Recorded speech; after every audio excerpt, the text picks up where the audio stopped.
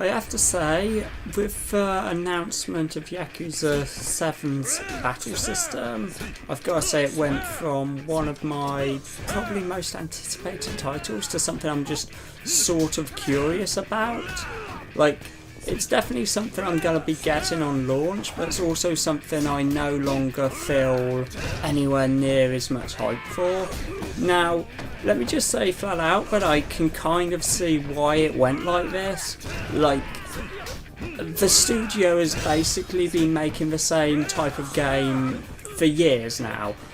And while they've had a lot of weird little experiments here and there, they haven't really done anything all that dramatically different. Like, if you were to compare, say, Judgment to Binary Domain, there's a big difference in how much those two games differ from a standard Yakuza title. And while they have sort of experimented here and there, it's always been side projects. Dead Souls being an obvious example, which was almost like a 3D Smash TV style shooter with RPG elements in there. And then you have, there's also the two Black Panther games, although I believe those were handled by a different studio, so I'm not sure how much involvement they had with them. But it does seem incredibly strange that for what is, probably one of their most expensive titles, they're completely changing the genre rather than just doing something a bit more basic, like, I don't know, making a cheap spin-off built around traditional JRPG battles. Now, personally, I really do enjoy a lot of the Yakuza series combat. I know there's a plenty of people out there who don't, but also those people can kind of fuck off. You see, here's the thing, you can argue to me all the time that it's not that deep, and I wouldn't necessarily disagree. I'd say next to top quality action titles like, say, a Devil May Cry 5 or something, yeah, it's not quite Devil May Cry 5 level. But you know what, compared to like any Arkham title, any Grand Theft Auto title, I guess, although that's a weird way to go, but I'd say now that the titles have gone so linear, they might as well just be considered, combat arenas when it comes to the combat on those titles. Compared to basically most actual action games, I enjoy Yakuza's combat a lot, and I will happily defend it as being one of the better systems out there. You see, when people talk about how the combat's bad, I heavily suspect one thing. I suspect, first of all, they probably played on a low difficulty, and next of all, they probably spammed healing items. Now, I'm playing back through 3, one of the older titles, and I got to say, with my self-imposed personal rule of no using healing items once a battle actually starts, I gotta say I'm enjoying the hell out of it. It's just a ton of fun and does actually take quite a bit of skill to learn. To be fair, there is some exploitation going there, but it's like I'm not sure I'd necessarily call invincibility frames an exploitation. I mean, it's a pretty normalised thing. No, I'm just saying there are bits where I'm like, okay, that's not that well handled. But yeah, overall, I'm pretty positive about the combat in these games, and compared to a lot of melee combat focused open world game, I cannot think of a melee combat focused open world game I prefer the melee combat in. I'm thinking Watchdog. No, wait, I mean Sleeping Dogs. The one where you've got like a triangle button, which basically breaks everything because they took the Arkham combat system. No, okay, I should probably not go off about how I like it better than others. That's kind of missing the point. The point is, I think it's always actually been sort of underappreciated. Well, maybe it didn't used to be, but particularly now, I think there's been a lot of people who came in post around Zero and just were like, oh, I like the quirky comedy. It's a just goofy crime game. Who cares about the combat? It's the combat better the best. Isn't what I say. Now, for what it's worth, I've been checking the response, and I think in the West, with weirdly being a lot more positive towards this decision. I mean, everyone goes, well, Japan really likes them old school, you know, turn-based RPG combat, but looking at least the comments on the Japanese announcement trailer, based on my understanding of, let's be honest, Google Translation, it seems there is quite a lot of negativity. It's not necessarily absolute venom, but there is some disappointment. Now, my personal take is, look, these guys have been doing the same type of game for a while, so I can understand why they'd want to do something a little different, but I really do not want to see like a turn-based combat system become the standard.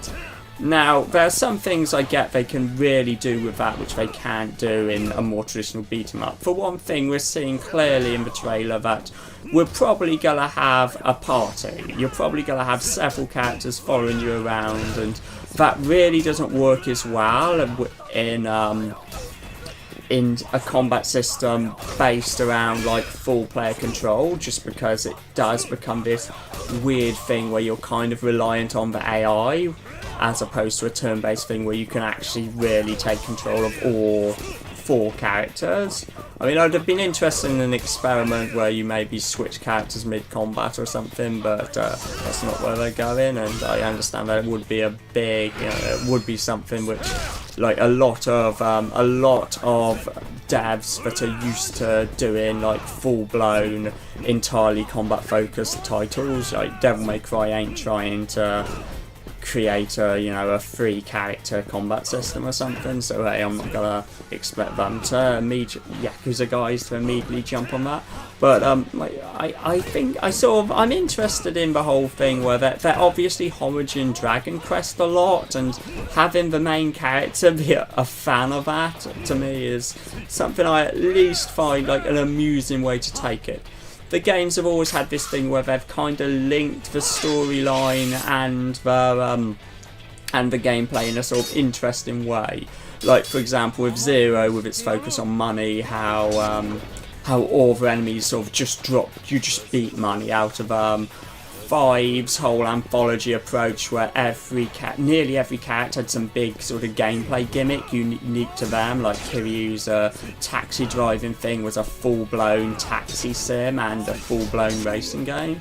Okay, yeah, maybe not the sort of thing you could sell for full price, but they were reasonably, content heavy and definitely comparable to like a budget title.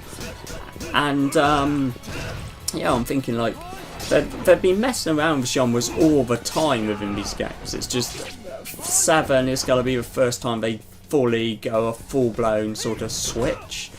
I just kind of wish it wasn't like in a mainline title, because that does scare me that this may be an attempt to sort of move it on.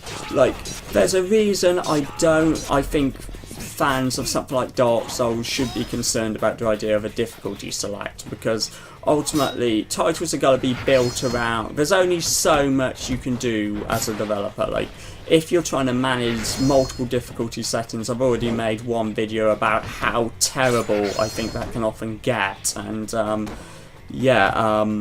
so like if 7 does become the new standard, that would generally really upset me. Like, that would be one of my favourite sort of franchises gone from something I absolutely adore to something I'm just kind of mildly enthusiastic about. But I'm happy to give it a go, but I sort of want to be I'd like to be the reasonable one who's sort of looking at absolute venom and going, well, it's only one game, they're not going to stick with it, let's give them their shot. But I want to be the one who's saying that towards a furious crowd, as opposed to a guy who would like to be saying that but is also generally scared it's that one of my favourite franchises is gonna go in a direction I find really unappealing and sort of uninteresting. Like, I'll be blunt, I'm not a massive RPG guy. All this leveling up stuff you're seeing here is, to me, one of the weakest parts of these titles, and I really don't like how the newer titles let you just flat out upgrade how much damage you do. I feel like that goes against sort of what is good combat design, and like I said, I'm just like I said, I'm not gonna pretend that what you're seeing here is the most in-depth combat system ever. But fuck, it's better than Batman, and fuck, it's better than Assassin's Creed, and fuck, there really isn't much as good. And this is one of his older titles in that open-world genre, as far as like a melee-based combat system goes. And so to me, it just bugs me that they may Judgment. Well, I guess if you're gonna discount Judgment as a Yakuza title, well, it's looking a lot closer than 7. Kiwami 2 would be the last title in that style. One of honestly, what I think is one of the weakest games in the series, and so it is pretty disheartening to see it go in what I see as the exact opposite direction I'd like to see them going in. But I think that's all I've got to say on the subject, really. It's something where I'm excited for it, but I'm also concerned. I'm concerned that rather than experimenting with a spin-off title, they decided to go with a title which, by all other means, looks to be one of the most exciting we've had in a while. One with a city, that's supposedly 3 times Kamurocho, which would probably make it like the most ambitious in terms of just sheer scale since 5, and with a completely new character, which I'm actually fairly excited for. I like the looks of him, and I like that they're doing something radically different. But yeah, to me, this is a big disappointment.